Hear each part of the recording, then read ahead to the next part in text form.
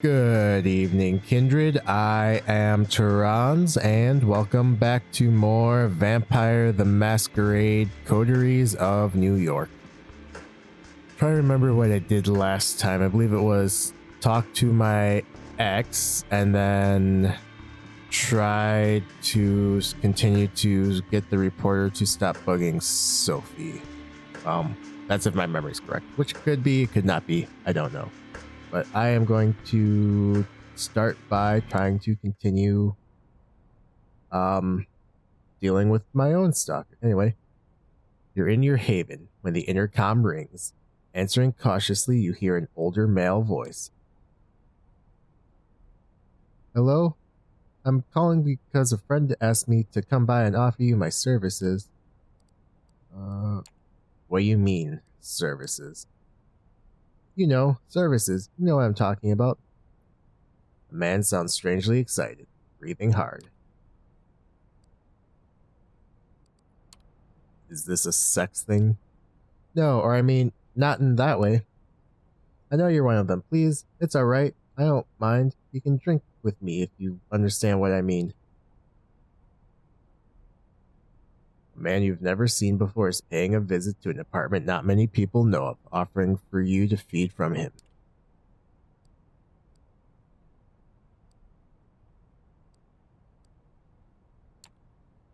I'm getting creeped out. I'm so sorry, don't worry, I mean no harm. Silence.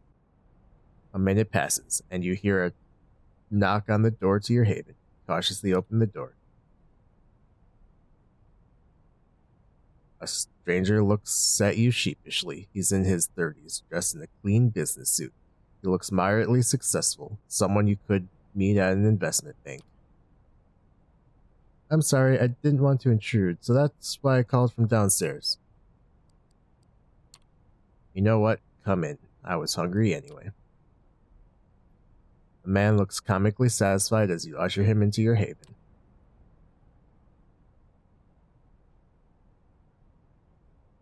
He barely waits for you to close the door before he loosens the collar of his shirt, closes his eyes, and bares his neck in quivering expectation. You look at the man, taken aback by such forwardness.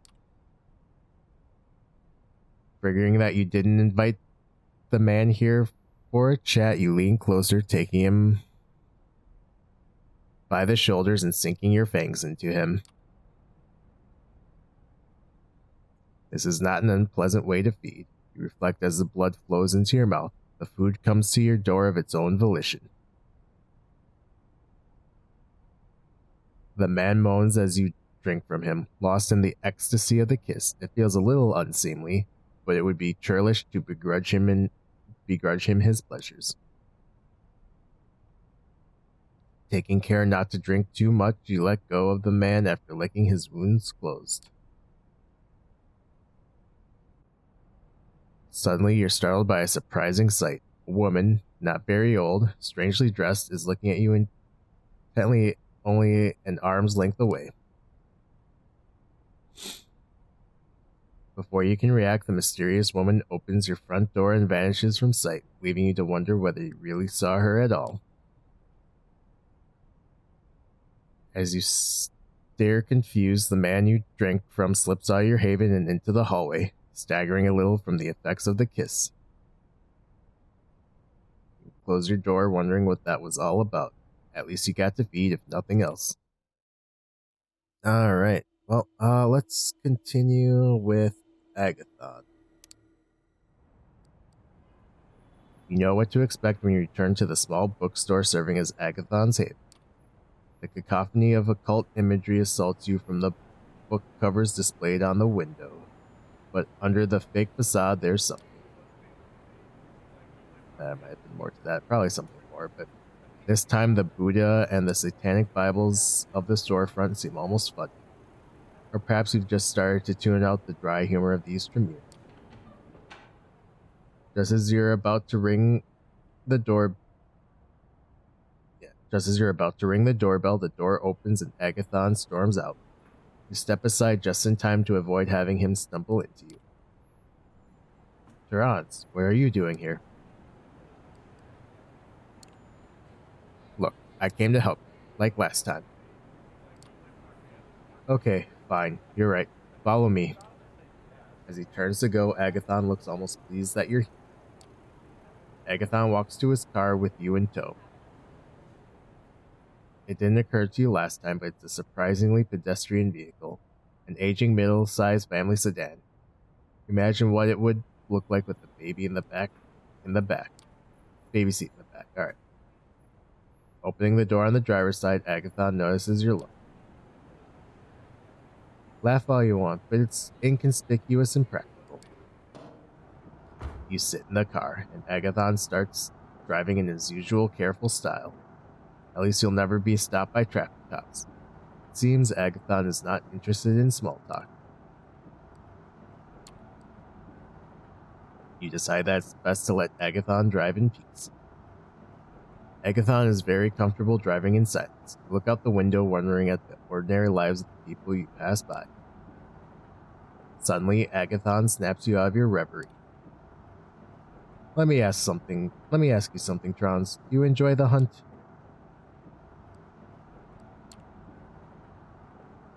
Of course. I thought all kindred did. I mean, maybe I feel guilty sometimes, but it's such a rush. Not all kindred enjoy it, but you're right. Most do. There's something melancholy in Agathon's voice that you can't quite parse. You exit Manhattan over the Brooklyn Bridge, and soon you reach the site of the nightclub. That seems to be your destination. It's on the riverfront, a converted former warehouse. With a start, you recognize the place. The club where fate latched its cold, grubby hands onto your soul. You wanted to party, but instead you became a monster. How's that for a hangover?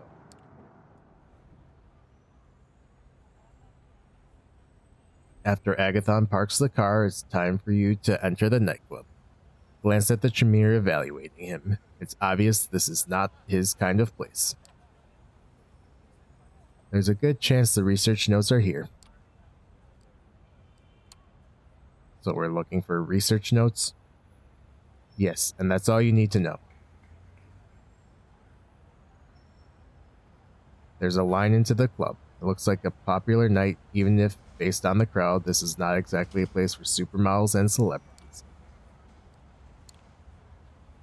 You walk up to the man at the door and smile. Hey, you remember me, right? Mind if we go in? The bouncer looks at you, taken in by your supernatural charisma. Doesn't matter whether he really remembers you or not. Sure, go right in. Have a great night. You walk into the club, ignoring all the people standing in line.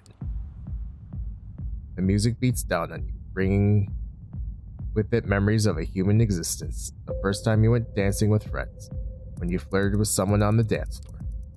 This time, it's different. You're a predator and everyone around you is prey. Tightly packed, twitching sacks of blood and tissue. You sense the emotions all around you. Blood tinted with happiness, lust, rage, jealousy, love, a buffet of sensations. Focus. Keep an eye out for trouble while I look for what we came to find. You nod and follow Agathon through the throng, trying to ignore all the warmth, flesh, and circulating blood around you. Eyes on the prize, you came here to help Agathon, and that's what you'll do. Agathon wades through the dancing people with purpose, but you have no idea how he's searching for the missing research notes. Perhaps he's using the enhanced senses of a vampire or some esoteric sorcery. At least he seems to know what he's doing. Juno. You swerve to avoid a drunken man who was just about to spill beer on you and try to see what Agathon is looking at. A young woman, intense, purposeful, a little out of place at the nightclub, just like you and Agathon. Who's Juno? She's Tremere, a renegade. Bad news. The woman, Juno, elbows a drunken man out of her way and points a finger at Agathon's face. Agathon, you traitor. Don't you dare stand between me and what's mine. You look at the woman in surprise. Her appearance stands in contrast with the anger in her words. Juno, you know Aisling will not let you leave with the notes. Perhaps she won't let you leave at all. Juno pulls close to Agathon's face and stage whispers loudly enough for you to hear her over the music.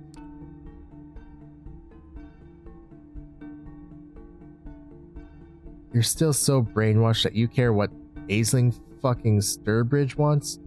I'm done jumping through her hoops. I don't know what I saw in you. You're such a lapdog.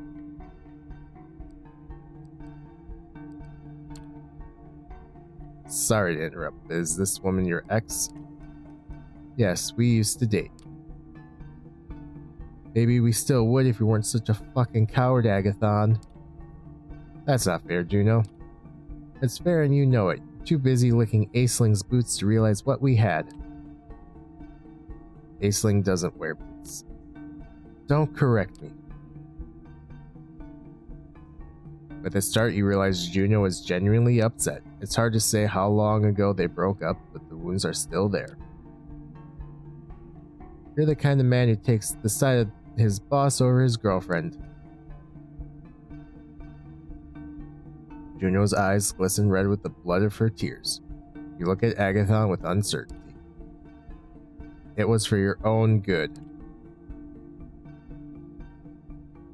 Juno steps back, suddenly cold. Ignoring the people dancing all around, she stares hard at Agathon. The past is the past. The traditions are dead to me. You won't stop me, Agathon. I'll make sure of that here and now. You know I have the power. No, Juno, please. Agathon sounds panicked. He's not worried about his own survival, but the possibility that Juno is going to unleash a genuine masquerade. Breach.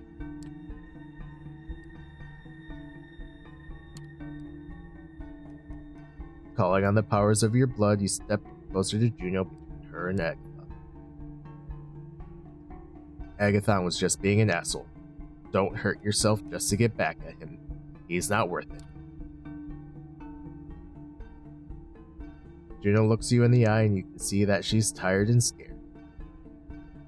Defecting from the Tremere is not easy or safe. You're right. She turns to go, then stops to glance back at you. You should pick better friends. With that, Juno walks through the oblivious dancers towards the exit. Looking around, you realize that Agathon didn't stay to witness your exchange with Juno. Instead, he worked his way around the dancing crowd, looking for the notes using his arcane methods.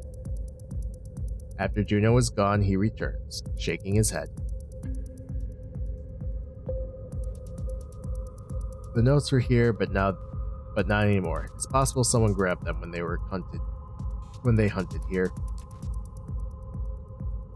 After making sure Juno is nowhere to be seen, you and Agathon push your way back outside. Outside, you walk to Agathon's car and drive back over the Brooklyn Bridge to Manhattan, heading for Agathon's haven. Sorry. Juno mentions some very personal things. I trust your discretion in not discussing those things with Aisling. Your love life is your business. Thank you. After a while, you reach Agathon's haven and he parks the car. You walk to the occult bookstore and Agathon invites you in. The smell of incense assaults you as before, making you grateful you don't have to breathe. You follow Agathon upstairs to find Aisling Sturbridge in an armchair reading an old book. She puts a bookmark in place as you come in. You were successful, I hope? No, sorry, the notes were there at some point, but not anymore. That's a shame. I hope you don't run out of time. What did Sophie's little protege do? Agathon turns to look at you. Well, surprisingly well. That's a surprise. I'll have to compliment Sophie on her choice. We met Juno. Fortunately, she couldn't find the notes either. That's interesting. The High Regent turns to look at you. Sorry, 1 second. Gotta sneeze.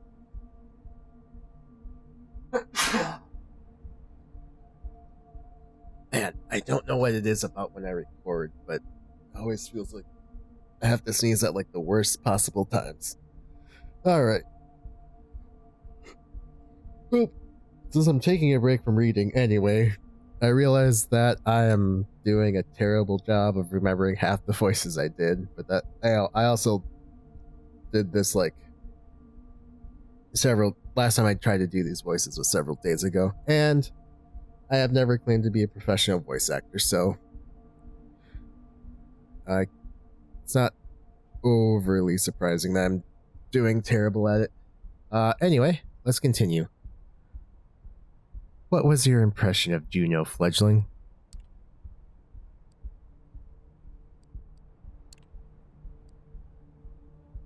She was very angry.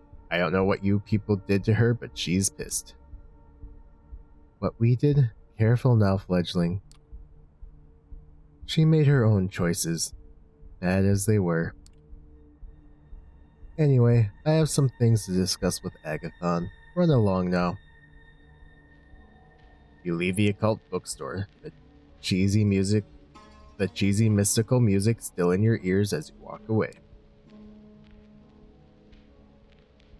You wonder about what happened with Juno. Why is she so anxious to leave her clan? Can she really do that? Could you leave Sophie's service if you wanted to? Alright, I need to rest, so we will do so. Alright, we can do Agathon again, we can meet the other two people, we can talk to Benoit. I think I'll talk to Benoit. You've started looking at churches differently since your last encounter with Benoit. You're not really sure what happened inside, but it was unavoidably real. You felt it.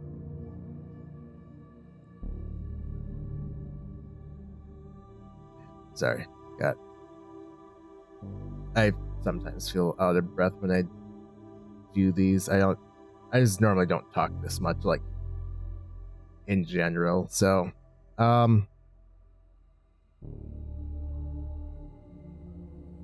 when Benoit mentioned that being in the presence of Father Anthony's faith would eventually kill someone like you, an undead being, you believed him. Doesn't seem to be very common, though. In New York, you pass thousands of people every night, and none of them have made you feel so afraid and insignificant. If you were to encounter someone like Father Anthony in the subway or in a nightclub, you would know. There are many churches in the 5 boroughs, and you're pretty sure most of them don't contain someone whose faith can touch you in this way. Yet you've become wary. They just might. Still, tonight the cathedral looks as before, a striking landmark acting as a symbol of faith for people who have no idea that vampires exist in their midst. For them, questions of faith and myth are theoretical or philosophical.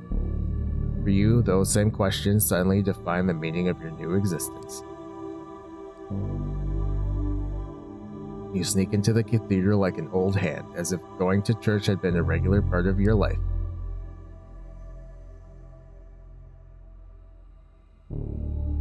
Inside the cathedral is almost deserted. You're not sure if you'll be meeting Benoit alone. The idea of feeling Father Anthony's faith on your undead flesh freezes you with terror.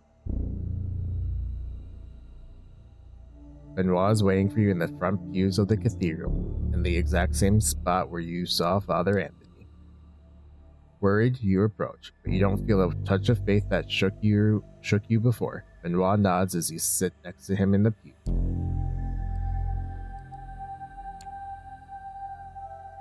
Aren't you worried about meeting here? What if your friend the priest returns? Don't worry, he's not here tonight. You've had some time to think. I'm guessing you found the touch of Father Anthony's faith hard to ignore. For most people, God's presence is a question of faith. When I talk with Father Anthony, it feels like proof. Benoit is fervent, intense as he speaks. It's clear these questions have consumed his existence. Perhaps they'll consume yours too. I just can't get the idea of a divine purpose out of my mind. I know how that feels. It's clear we're here for a reason. But why?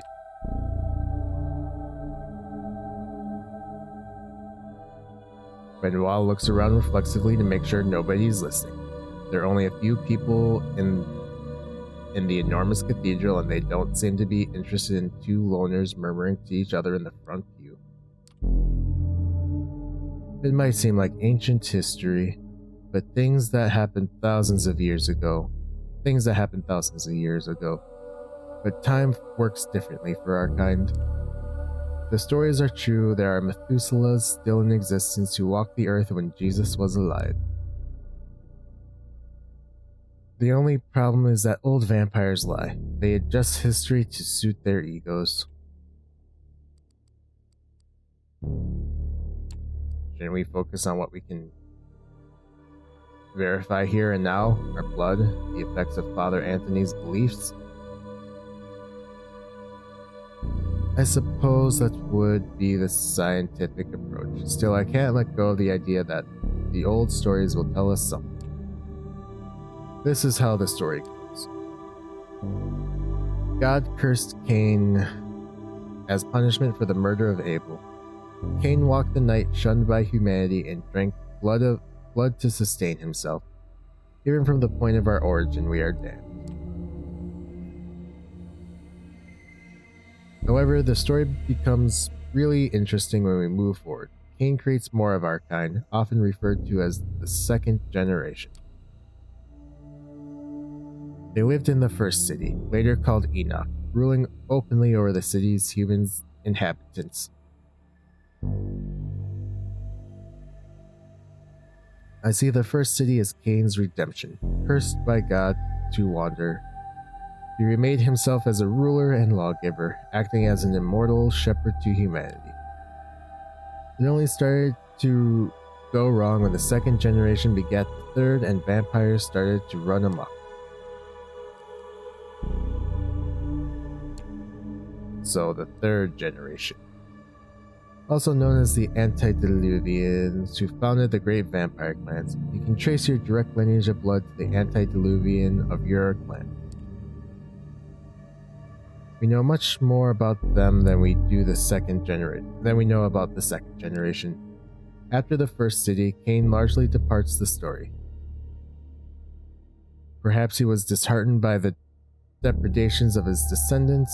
The Antediluvians went on to build a second city, in imitation of the first, but it is doubtful their rule was just. There are people moving in the cathedral, and both you and Benoit have made sure none get close enough to hear you talk. Many of the people you've seen here have been elderly or disabled, so it's not surprising that you hear the squeak of a wheelchair.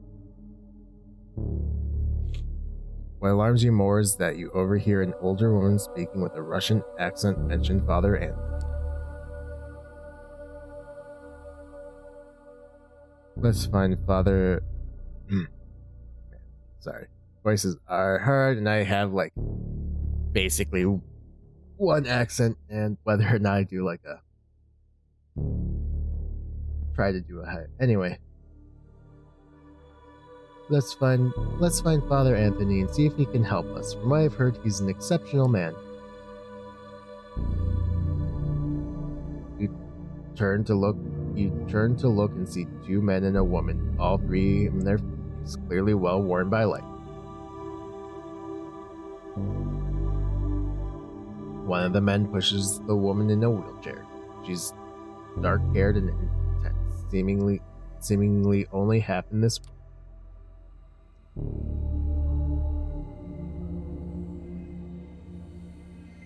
Yeah, exceptional, but he doesn't like moles.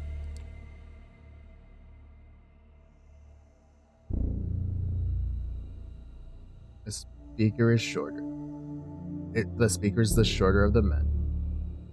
More animated and worried, he was probably a strong man as you, perhaps even an athlete.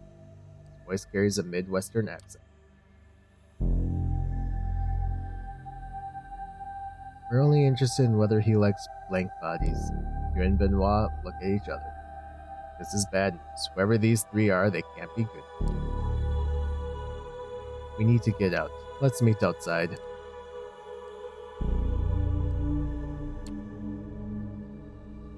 Better not call attention to yourself. Decide to move to the side of the cathedral and pretend to pray at an altar. You walk casually towards the side, away from the three approaching mortals. You feel their eyes boring into your back, but force yourself to be cool.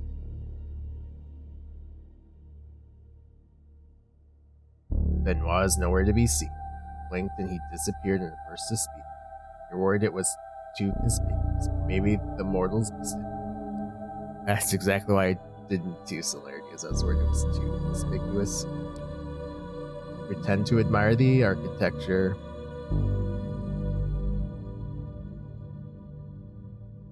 For a while before glancing back at the trio. They have settled in the exact spot you just occupied, apparently waiting for something and conversing in hushed tones. Once you're sure their attention is elsewhere, you start walking briskly down the side aisle towards the exit. That was a close call. Who were those? Did you recognize them?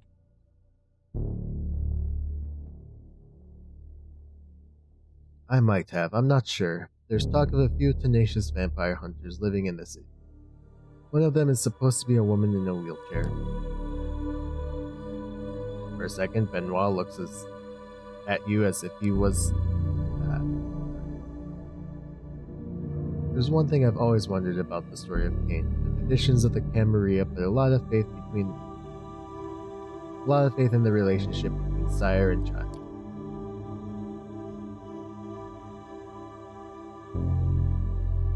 You're supposed to follow the example of your maker, yet Cain didn't really seem to care for the vampires he embraced. Did he think it was a mistake to create their kind? My sire left. Is that common among the kindred? Yes, unfortunately the kindred are selfish and cruel. You know, I'm Sophie's childer, and you're her protege. Amazing we share an appreciation for the mythologies of our kind, considering Sophie has little interest in questions of the spirit.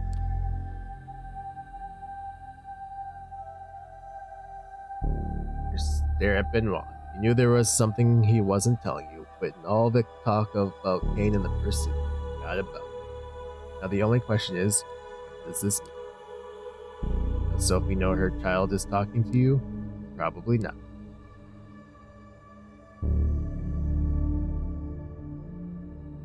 Don't hold it against me, but I admit finding some pleasure in seeing you suffer the effects of Father Anthony's fate. I suppose that's the demon in me.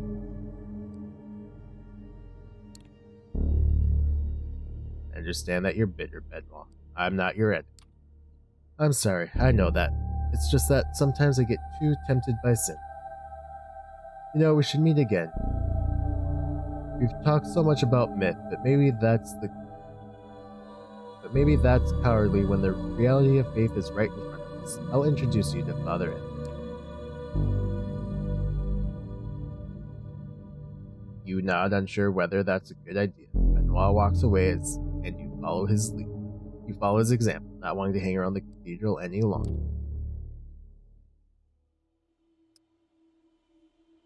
Alright, well, I think that will do it for this episode. I'd like to thank you all for watching, and I will see you all tomorrow, next time, whatever, with more Vampire the Masquerade Coteries of New York.